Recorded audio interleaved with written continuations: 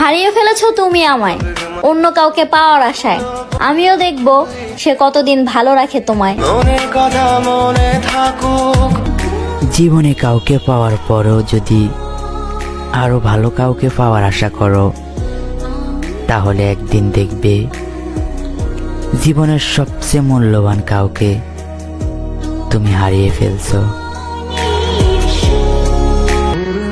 কখনো সময় পেলে ভেবে দেখো, যে মানুষটা তোমাকে না পেয়েও এতটা ভালোবাসে, সে মানুষটা তোমায় পেয়ে গেলে না জানি কতটা ভালোবাসতো।